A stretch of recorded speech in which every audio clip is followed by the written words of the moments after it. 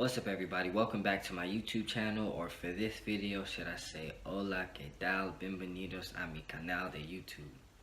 I still got it. So I was doing a little bit of reminiscing, and I realized 2 years ago this time I was preparing to embark on this wonderful journey of studying abroad in Peru. Aww.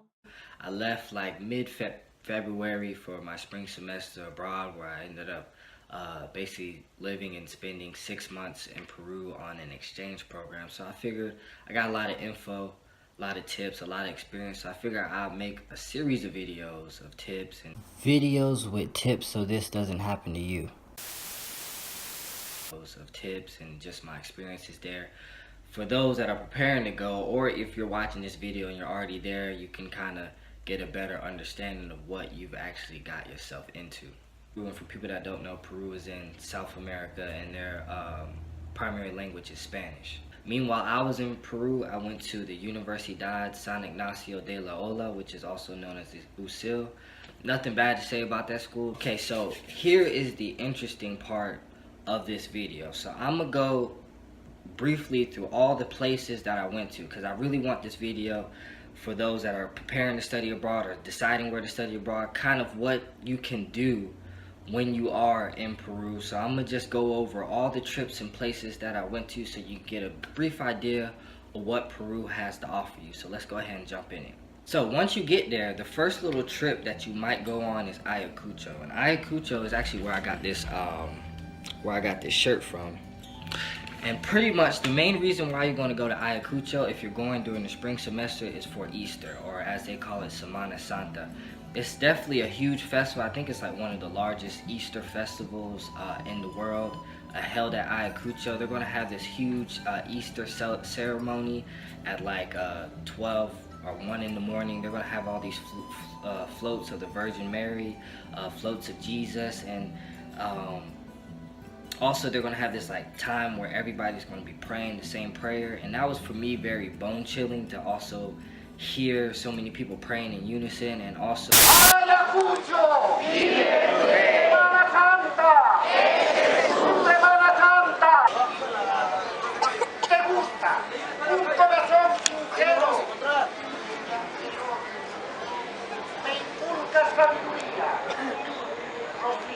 but yeah, so my next trip was Paracas, Inca, and Huacachina, and those three areas are kind of very close to each other.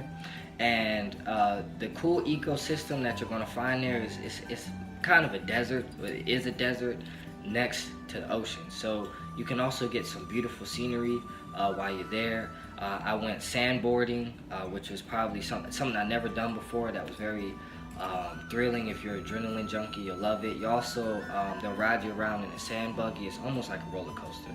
And so I'm gonna just prepare you. Yeah, your neck probably will be hurting at the end of that little sand buggy experience. And also we stayed in a beautiful oasis, something I've also never done before. And also, meanwhile you're in this kind of area, you'll also witness some of the most beautiful sunsets. Next trip I have on the list is Iquitos. Now for me, by far, Iquitos was one of my most favorite trips. It pretty much beat Machu Picchu. And the type of ecosystem that you're gonna find in Iquitos, it's a jungle, kind of rainforest type thing. In the jungle. Ah no! Soy demasiado pequeña. Crazy. Ah ouais, bon bah, ouais, bon, ouais, c'est fini. Let's have a look together. Ok. Pauline, stay! Ah merde! Ah oui, non mais attends, oh là. I am in the jungle, and I am knee deep in an Amazon River. Wow, this will probably be the last time I ever do this, because I know there's a snake somewhere in this water. Where you'll get opportunities to be hands-on with all sorts of wildlife. They got this place called Isla de Monos, which is basically the island of monkeys, and you get to play with all these monkeys. And after that, I would definitely say monkeys are one of my favorite animals. You're going to have so many different activities, especially on who you plan, what type of agency or whoever you plan to do this trip with. We did things like we went tarantula hunting, and people were putting tarantulas on their face, and I was just like, yeah, oh no, like that, not for me. cool, I'll stand over here and take a couple pictures. Rode in this little boat down the Amazon River. We also went swimming in the Amazon River. They also took us to meet some like indigenous people that are like so far cut off from the Peruvian society that many of them don't even speak Spanish. They speak whatever dialect that they grew up speaking is pretty much what they speak. Maybe a few of them may speak Spanish just to interact or be an ambassador for the village when it comes to interacting with the Peruvian people. So they took us to a small village where we got to play with kids and just kind of live in that and be in that village environment. It's very relaxing. And one thing that I found very interesting is that when you ask those little kids like, hey, do you want to go? Because you would assume, because they live in the jungle, that they would want to go to the big city, and they're like, nah, Lima es fea. Like, no, they don't like it. They don't like the whole city. The thing that Iquitos is known for are for shamans and ayahuasca. And so if you don't know what those things are, you should definitely look them up if you're somebody that's interested in doing those type of things. I wasn't down with that. I wasn't trying to drink no crazy ayahuasca to have me seeing things and whatnot. But a couple of my roommates and friends, they did it, so they told me about this experience. It's pretty cool.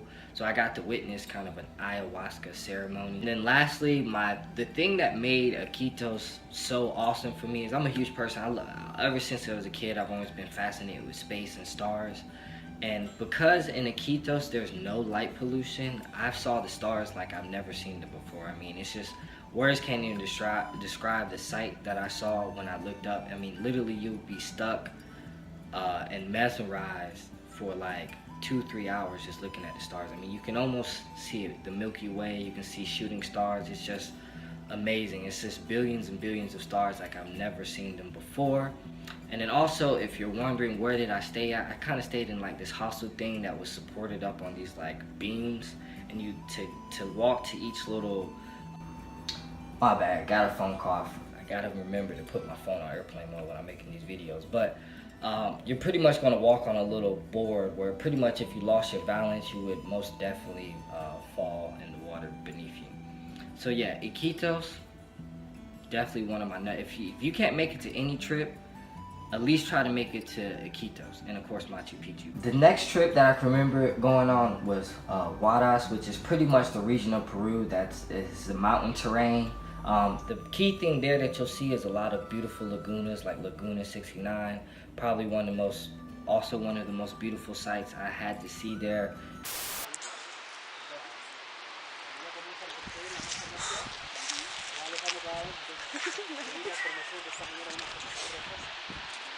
So the water looks like this because of the glaciers and the melt.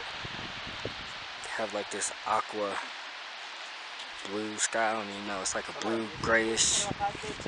And one thing about the lagoons, it really makes you appreciate nature, just the overall natural beauty in nature. And just this whole study abroad experience made me appreciate nature, being that I got to go to so many ecosystems. Now mind you, you will have to do some hiking, and if you're like me that ain't never done no hiking before, oh yeah, it's hard to breathe. 4 hours later, I made it to Lagoon 69. I'm the last one, but hey, as long as you finish, that's what counts in life. Shit, I am exhausted. Anyway, I'm gonna put this camera out before I bust my ass down these rocks. Also, another thing you could do there is mountain biking. So if you're an adrenaline junkie, that was also one of my favorite things that I did in Peru. That was just very, very exhilarating to just be flying down this mountain on a mountain bike. And if you're somebody that doesn't quite know how to bike, or not too good or too savvy on a bike, I would take your time getting down these mountains, because there were a few people that really ate shit trying to. Now we're just waiting for the guide people. Somebody fell on their face, and they had to stop and help them out. But we're waiting on them to come down so that we can figure out which way to go. Either go this way or this way. I kind of want to go this way because it's more of a hill. But and this dog started chasing me and got in front of my bike and almost busted my ass. But luckily that didn't happen. But we'll see how it goes. Look at this view.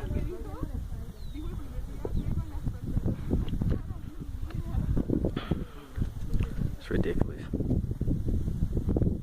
Look at that glacier up there. Get down these mountains, so just be careful of it. Lastly, at this point in my time in Peru, I was already kind of done with school when it came to these next group of locations I went to. So this was actually my first time backpacking, and so all these locations I actually backpacked through by taking buses. And luckily for me, I had roommates and friends that were very travel savvy, that was able to put these things together, and I just kind of paid my money and just tagged along for the ride. But the first place I ended up going to was, and all these places are in the southern part of Peru. So I went to Cusco, of course, and many of y'all probably already know about Cusco, and it's a wonderful city. Definitely enjoyed it. I met another shaman there, and he blessed me. He did one of his little rituals on me. Very small guy, but very loving and warming and welcoming person. And then of course you got Machu Picchu, and there's also a small little town that you'll stay in called Aguas Caliente, which is like the closest little town to Machu Picchu, that you'll probably sleep there the night before. And if you're going to Machu Picchu, if you're healthy and you're able enough, I would recommend you taking a hike.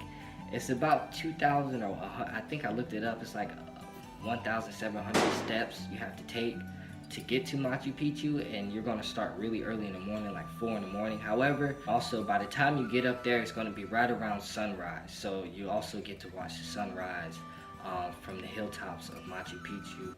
A very spiritual, very tranquil place to be, and of course it's one of the wonders of the world, and you'll definitely see why once you get to Machu Picchu. Another cool place you're going to get to in the southern part of Peru is Lake Titicaca. And the cool thing about this lake is I actually remember watching National Geographic. They did a special on this place because it's one of the highest natural lakes altitude-wise in the world. And also it's home of the floating islands. It's these islands of indigenous people who many years ago they were running away from like slavery or something, and they figured out a way to make these little floating islands, so they pretty much live on these floating islands. And just for me personally, it was just kind of a mind-blowing experience to remember watching a special about this place when I was a kid, to years later here I am on one of these floating islands meeting with the locals there that lived on the island. And then they was made it, or they making those Eat it. the mobiles, and also the taxi. Okay, if you want to buy that some Do you like souvenirs it? for your family, for your parents, or for your friends, it's possible. But And next, this is where I got my opportunity to go to Bolivia. Bolivia was a pretty cool place, not as cool as Peru, but it was pretty cool. The main thing there that you're going to see is Salar de Uyuni, or the salt flats, and essentially what it is, it's just a huge lake that dried up thousands of years ago, and it left just salt everywhere. So you can take some pretty awesome pictures. Many of the buildings or hostels you might sleep in there will be made out of salt. That was also interesting, to eat on a table and sit on a chair just completely made of salt. And last trip that I went on before I ended up heading back home was Arequipa. And the cool thing about Arequipa is it's also kind of a mountainous area. They have I believe it's like one of the world's largest canyons. I know it's twice as deep and twice as long as the Grand Canyon. And if you get the right tour guide, they'll take you on a hike down into the mountain where you get to see some of the vegetation that's down there. And you also stay a night in an oasis. And then also, I'm gonna tell you right now, back to this hiking thing, if you're trying to get back out of the canyon, it's going to be very difficult as well. But luckily in Arequipa, they do have donkeys that you can ride. Down there for the spring semester, you're also going to have the reggae session, and it's just a huge reggae festival. The headliner when I went was Tribal Seeds, one of my favorite bands, so that was an unknown surprise when I signed up to go to Peru, that I would get to be a part of something like that. That by far, that was one of the best concerts I've ever been to, especially in a place where things like, I'm just saying straight up, things like marijuana are kind of decriminalized. That was a very awesome experience to be a part of as well. And then you have Silvamanos, which is a clever little way in Spanish to say "to the jungle we go." It's a music festival in the jungle. So that was also very awesome. That was my first camping festival before I ever went to Bonnaroo, which I did a video on. If you haven't seen that, you should check that out. yeah, there you have it.